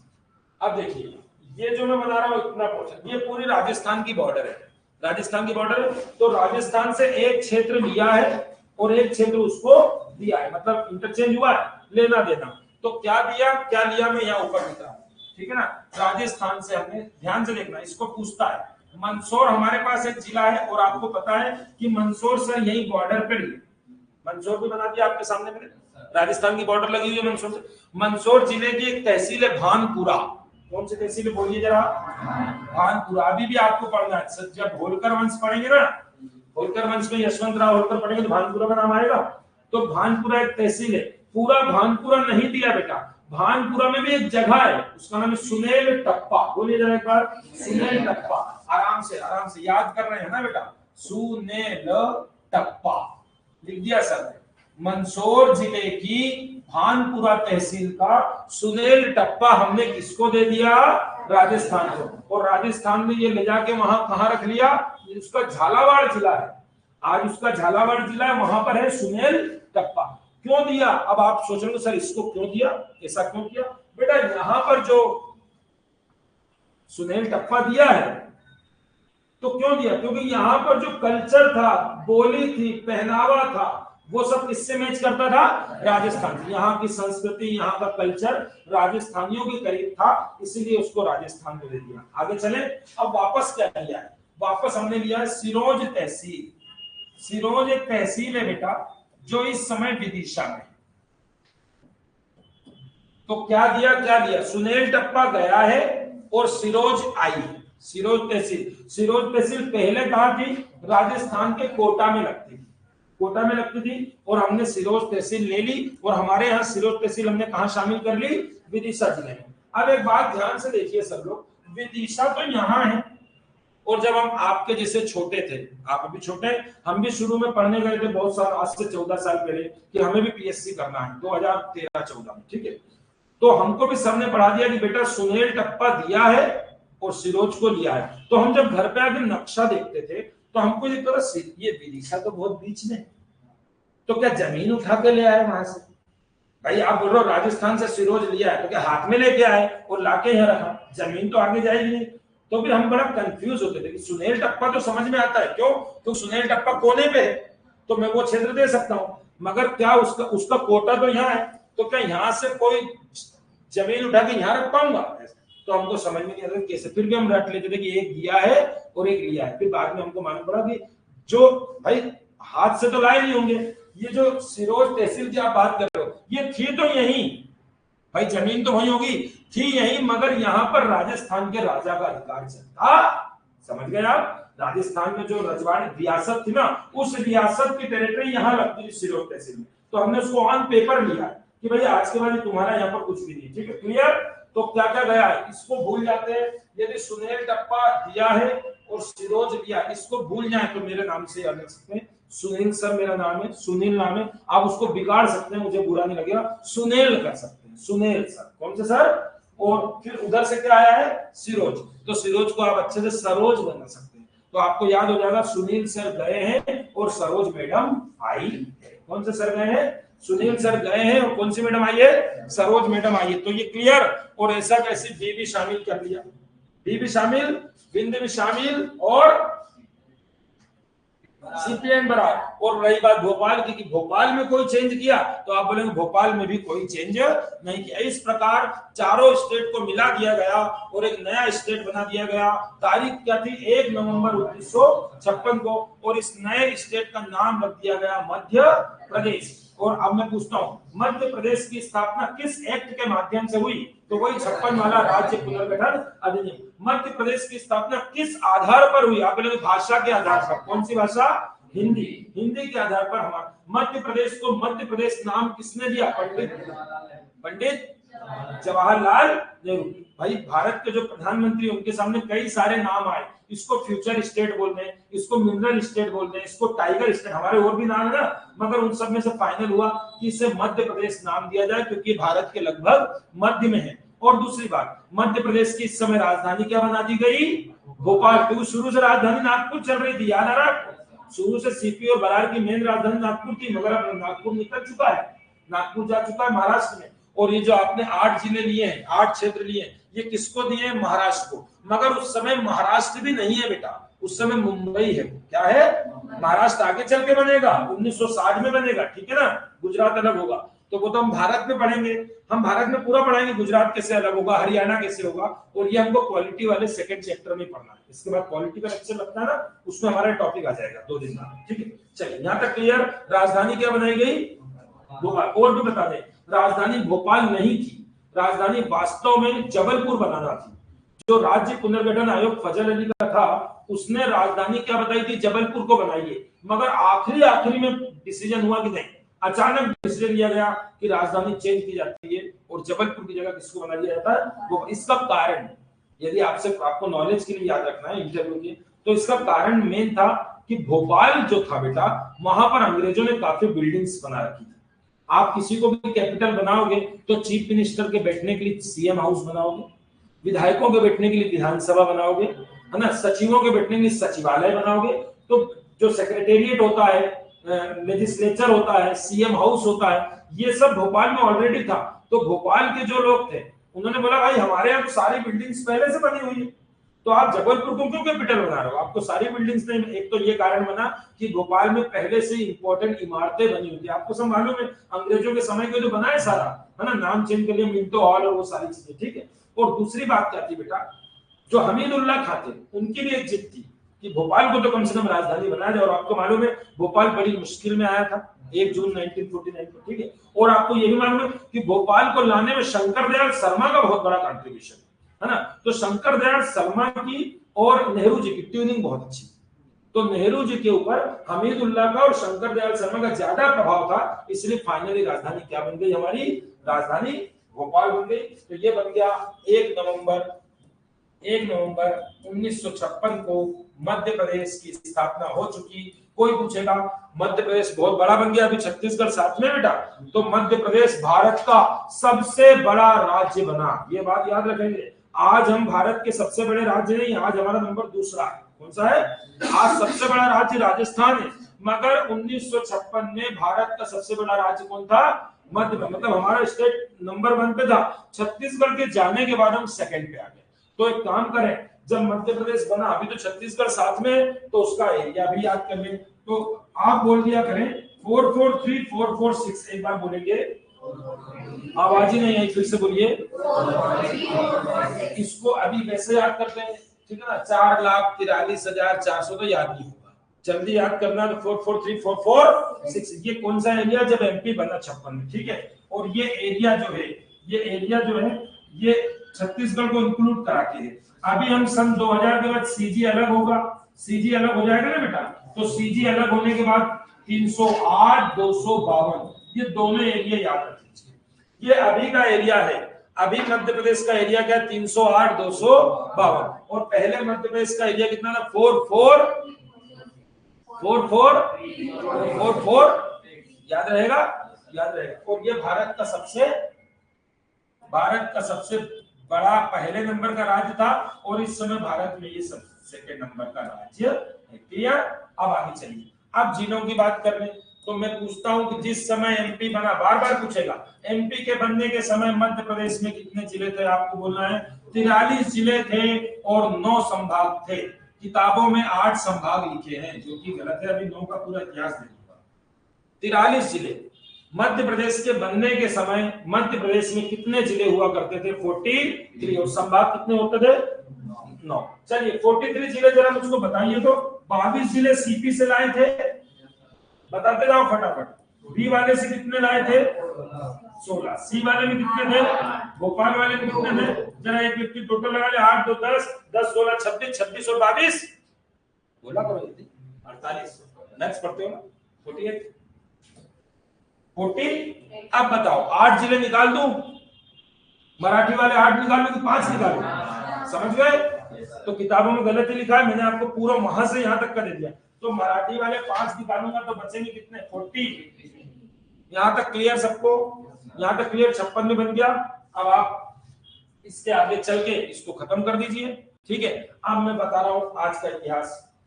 आप 1956 से आज तक, आज चलो जिलों का इतिहास शुरू करना है। ध्यान देना सभी लोग, यहां से शुरू कर रहा हूं और आज याद करना है बहुत सारा। 1956 में कितने जिले थे? तो लिख देता हूं जिले, पहले जिलों का इतिहास। जिले थे 43। यहां तक सबको क्लियर हो चुका है। अब मैं आगे जा रहा हूं, कोई बताएगा आज कितने जिले हैं मध्य प्रदेश में? 55 जिले हो गए। तो 43 जिले से 55 जिले तक जाने के लिए मुझको 20 मिनट और चाहिए। तो आप तैयार हैं? और 20 मिनट में आपको पूरा याद भी करना है, तो आपका पहला चैप्टर कंप्लीट होगा। और इसको पूरे को याद कर लेना, ताकि टेस्ट में आप करूंगा तो आप लगा सकें, ठीक है। शुरू हो जाओ बेटा, एकदम ध्यान से, क्योंकि अब ईयर्स आने वाले हैं, डिजिट आने वाली है और सब याद करना है। शुरू करता हूं। देखो बेटा, सबसे पहले इसमें 2 जिले जोड़ दीजिए और इसको कर दीजिए कितने? 45। अब कोई बोलेगा सब 2 जिले कौन कौन से? ध्यान दीजिए, भोपाल और राजनांदगांव लिखते चल रहे हैं। भोपाल एंड राजनांदगांव। अब ये 2 जिले कब जुड़े? सबकी डेट लिखूंगा, सामने एरो लगा के लिख रहा हूं। 1972 में ये जुड़े हैं और तारीख थी इसकी 26 नवंबर। अभी मैं आपको सारा याद भी कराऊंगा, अभी आपसे देखते जाइए। मैं सारी डेट याद करा दूंगा, सारे ईयर से याद करा दूंगा, तभी नहीं भूलेंगे। चलिए, भोपाल और राजनांदगांव शुरू कर रहे हैं एकदम, है ना। जिले कितने थे शुरू में? 43। 43 में कितने जिले बढ़ गए? 2। बताइए जरा सभी लोग देख के किस वर्ष 2 जिले बने? अब आपको ईयर तो याद करना ही है। क्यों याद करना है? क्योंकि वो ईयर देगा भोपाल जिला कब बना, तो 72, 74, 76 ऐसे देगा। तो आपको याद करने का थोड़ा सा तरीका ध्यान रखना है कि सर क्या बता रहे हैं। सर बता रहे हैं कि यहां से 2 पकड़ लेना, तो इसमें कभी ये मिस्टेक नहीं होगी कि आपने 71 लगा दिया या वहां जाके 74 लगा दिया। समझ गए? जिले कितने बोलिए? जिले कितने बोलिए? फिर से बोलिए कितने हैं? तो ईयर में भी लास्ट में क्या मिलेगा? और एक तो याद रखना पड़ेगा 72 में बना है। चलिए शुरू करें। तो कितने जिले हो गए बेटा? कहां तक पहुंच गए आप? 45 जिले तक पहुंच गए। मतलब भोपाल जिला बना तो किससे बना होगा? किससे अलग हुआ होगा? सीहोर से अलग हुआ। अब भोपाल जिला बना। क्लियर? और जो राजनांदगांव जिला बना, क्या आज हमारे पास ये जिला है? नहीं, क्योंकि जब छत्तीसगढ़ जाएगा तो ये उसमें चला जाएगा। चले आगे। अब ध्यान देना बेटा, अब बिल्कुल ध्यान से पढ़ना। यहाँ अब 45 के बाद आपको मैंने बताया था जैसे राज्यों की मांग हुई थी, राज्यों की मांग हुई थी हमारा राज्य अलग बनाओ, हम वैसे जिलों की मांग शुरू होगी। कोई बोले हमारा जिला अलग बनाओ, कोई बोले हमको जिला अलग करो। तो जिलों की मांग आई पूरे मध्य प्रदेश में। तो इस समय मध्य प्रदेश में BR दुबे समिति बनाई। बेटा 2 चीजें मैंने वहां की थी, आपको रिवाइज करा दो। एक तो धर आयोग बनाया था और एक JBP कमेटी, याद आ रहा है? बस बेसिक 2 चीजें यहाँ कर लो, आपकी चारों चीजें आपको नंबर दे जाएगी, 1 नंबर करेगी। यहाँ पर आई दुबे समिति, और दुबे समिति से हमारे चीफ मिनिस्टर ने पूछा कि भाई बताओ कौन कौन से जिले बनाए। तो साइड में लिखते हैं कि दुबे समिति बना दी सर, दुबे समिति। अब ईयर आएगा इसका तो 1982। अब कोई कंफ्यूज नहीं होगा, दुबे समिति 1982 में बनी, मगर इसकी रिकमेंडेशन सालों बाद है। सालों बाद इसने 10, 12, 14 साल बाद बताएगी कि ये जिले बनाओ। बन तो इसी समय गई। चलिए आगे निकल रहा हूं। फिर आगे चलकर सरकार ने सिंहदेव समिति बनाई, ये दूसरी समिति आ गई। मगर ये देखो दोनों में गैप कितना, आराम से देख लो। दुबे समिति कब की है बोलिए? 1982 की। और सिंहदेव समिति कब की? 1990। ध्यान देना मेरी बात से। और इस समय मुख्यमंत्री बन चुके हैं आपके दिग्गी राजा दिग्विजय सिंह। मध्य प्रदेश के मुख्यमंत्री कौन है इस समय? दिग्विजय सिंह। तो ध्यान देना मेरी बात में। दुबे समिति ने रिपोर्ट बाद में दी, मगर रिपोर्ट में बोला क्या उसने बोला 16 नए जिले बना दो, एक नई लिस्ट बना के दे दी। कितने बना दो? 16। और सिंहदेव से पूछा तुम बताओ, तो उस 16 के अलावा इन्होंने क्या बता दिया? बोले मेरे हिसाब से तो 10 जिले और बना। 26 नए जिले बनाने की बात आ रही। दुबे समिति कितनी बोल रही है? 16। सिंहदेव कितनी बोल रही है? दुबे बनी कब थी? 1980। सिंहदेव बनी कब थी? 1990। क्लियर? और दिग्विजय सिंह ने दोनों समिति की सिफारिश मानी, मगर अलग अलग मानी। और अलग अलग कैसे मानी? बोले दुबे ने जो 16 बोले हैं उसमें से मैं 10 बनाऊंगा। दुबे के 16 में से कितने बना दिए? 6 को मना कर दिया। और सिंहदेव ने जो 10 बोले हैं उसमें से मैं 6 बनाऊंगा। तो कितने जिले एक साथ बनेंगे? ये सब एक साथ बनेंगे और ये सब 1998 में बनेंगे। ये बात कब की हो रही है? 1998। और एक बात अच्छी बता दें आपको, ये दोनों जिले भी अलग अलग समय बने हैं। यदि आप बोले 16 एक ही के बन गए तो मैं आपको इतना डिटेल में पढ़ना मत, क्योंकि आता नहीं, फिर भी मैं तो लिखे लूं क्योंकि आपको मालूम रहेगा, नॉलेज के लिए। 25 जून को बने। 25 जून मैंने ज्यादा बोल दिया?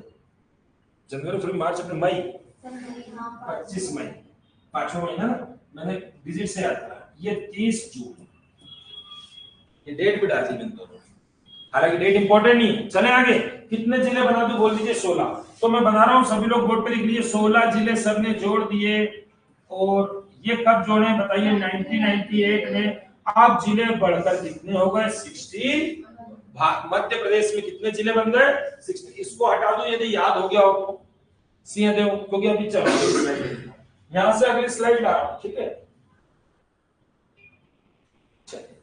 देखिए कहां तक पहुंच गया, इधर कर लें। 43 + 2 = 45 + 16 बराबर कितने हो गए? 61। 16 के नीचे इसका ईयर लिखवा दीजिए, 2 के नीचे इसका ईयर लिखवा दीजिए। यहां तक किसी को कोई डाउट है क्या? नहीं। अब देखिए बेटा 98 पहुंच गए, बस 2 साल बाद, 2 साल बाद ही छत्तीसगढ़ अलग हो रहा है हमसे। छत्तीसगढ़ अलग होगा ईयर 2000 में, तो 16 जिले वापस चले जाएंगे। अब फिर से कोई ये नहीं सोचेगा कि जो 16 बने वो ही चले गए, नहीं, ये तो इत्तेफाक है कि वो भी 16 थे और वो भी 16 थे। जब छत्तीसगढ़ अलग होगा तो कितने जिले जाएंगे? 16 जिले। तो लिख देता हूं छत्तीसगढ़ ईयर 2000 छत्तीसगढ़ अलग हुआ तो 61 माइनस 16 बराबर, फिर से हम कहां पहुंच गए? जहां थे, फिर से हम वहीं पहुंच गए जहां पर थे। याद रखेंगे। अभी और ध्यान दीजिए मेरी बात पे, और थोड़ा सा और ध्यान दीजिए बेटा। जो ये 16 जिले नए बने, कोई ये तो नहीं समझ रहा कि यही वाले 16 चले गए।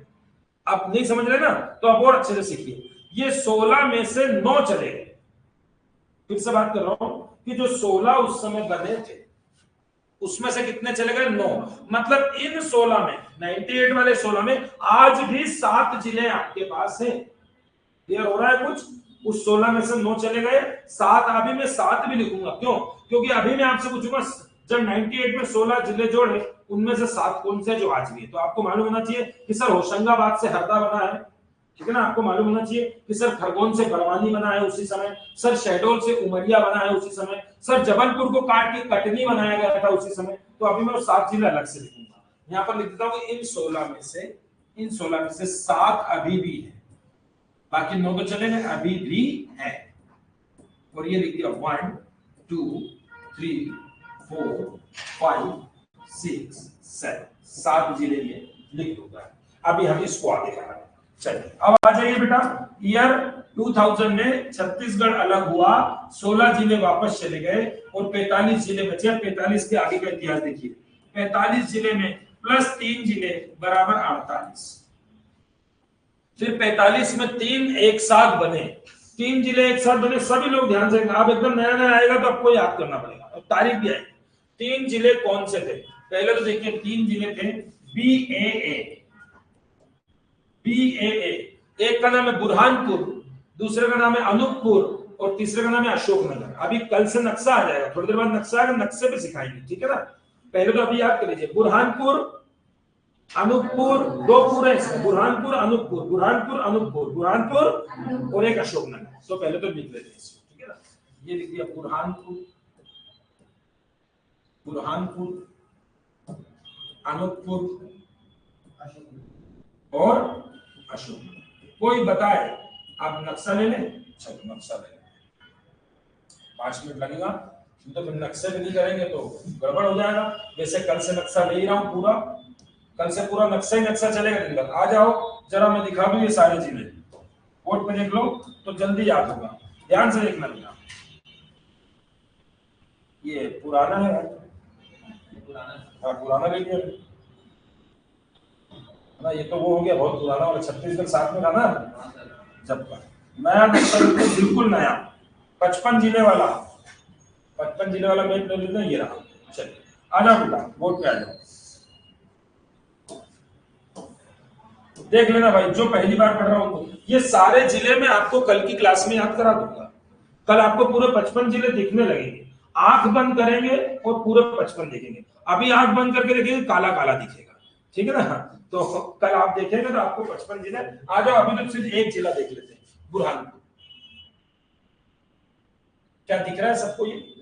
और आपको ये भी दिख रहा होगा यही सबसे नीचे भी जा रहा है। तो एक क्वेश्चन और तैयार। मध्य प्रदेश का सबसे दक्षिण का जिला बताइए। बुरहानपुर। मध्य प्रदेश का सबसे दक्षिण का जिला कौन सा है? अब बेटा इसके ठीक ऊपर देख लीजिए, खंडवा। तो ये बना किससे होगा? खंडवा। तो आपको याद रहे खंडवा के नीचे का पोर्शन काटा है और नया जिला कौन सा बना दिया? बुरहानपुर। चलिए आ गया। इधर देखिए ध्यान से, ये शहडोल है, ये शहडोल है बेटा, ठीक है। शहडोल है और शहडोल से भी नीचे का ही कटेगा तो अनूपपुर बनेगा। क्या दिख गया दोनों जिले आपको? शहडोल के दक्षिण का भाग अनूपपुर। और एक अच्छी बात बताऊं, ये शहडोल पहले बहुत बड़ा था, इसी से उमरिया भी बना था। बट उमरिया कब बना था? 98 वाला मैंने अभी बताया 16 जिले बने उस समय, समझ गए ना। उस समय दुबे समिति वाला, उस समय उन्होंने बोला कि शहडोल से भी उमरिया बनाओ। तो अभी हम उसको करेंगे, 7 जिलों की लिस्ट वो बाद में लेंगे। अभी ये दोनों क्लियर। तीसरा अशोकनगर, इसको आराम से देखो। ये बड़ा सा कलम पढ़ेंगे कि हमारे ये नाक क्या है, कान क्या है, हम ऐसे पढ़ते हैं। तो ये जो हमारी गर्दन है बेटा, इसको हम बोलते हैं गर्दन, ठीक है ना। गला ये, तो इसको बीच में से काटना है, यहां से ऐसे। तो ये जी हो जाएगा और ये ए हो जाएगा, ये गुना हो जाएगा और ये अशोकनगर हो जाएगा। इसको बीच में से काट दूं, ये काट दूं। गुना से कौन सा जिला बन गया, मैं बता दूं, काम हो गया मैप का। चलिए तीनों याद हो गए आपको, आ जाओ बताओ जरा कौन किससे बना है बेटा, बोलो। बुरहान तू किससे बनाया अभी, बोलते जाओ। खंडवा से। अनूपपुर किससे बनाया, अशोकनगर किससे बनाया, जिलों की संख्या कितनी हुई, 40 ईयर कौन सा, आप देखिए इसकी तारीख देखिए 2003, 2000। जिले कितने, जिले कितने, जिले कितने, तो ईयर भी 2000, जिले हैं 3 इसीलिए ईयर भी 2000। यहां तक भी क्लियर, कितने जिले हो गए, 45। अब यहाँ पर रोक दे क्योंकि अदर टीचर आ चुके हैं मेरे बाबू ने, और नहीं तो मेरे लिए 15 मिनट का काम हो रहा है, मैं पूरा दूंगा, अगली क्लास में कर लेंगे। कल मुझको कल वापस से बता देंगे, मगर बता देना कोई भी याद दिलाता सर 48 जिले तक, कुछ नहीं करना। 49, 50, 51, 52, 53, 54 बनाना है, इनकी डेट याद करना है और पहला टॉपिक। यहाँ तक क्लियर। अभी आज के लिए इतना काफी बेटा, अब कल क्लास लेता हूँ मैं, एक बार मुझको बता देना आप, एक बार इतना पढ़ के आएंगे, ABC तीनों की रियासत वगैरह अच्छे से देख के आएंगे, सीएम रट लेंगे, यहाँ से क्वेश्चन आएगा, एक क्वेश्चन फिक्स है, ठीक है ना। और ये पहला टॉपिक कंप्लीट होते से हम MP की जियोग्राफी पे जाएंगे। सबसे पहले physical division of Madhya Pradesh, उसके बाद नदियां मध्य प्रदेश की, फॉरेस्ट, मिनरल्स, इन सब चीजों पर चलेंगे। ठीक है, धन्यवाद, आज के लिए काफी है। फिर मिलते हैं अगली क्लास में, पॉलिटी की क्लास में मिलते हैं, और पॉलिटी में आज उसको आगे बढ़ाएंगे। ठीक, धन्यवाद। ओके बेटा, वेलकम। हाँ शेयर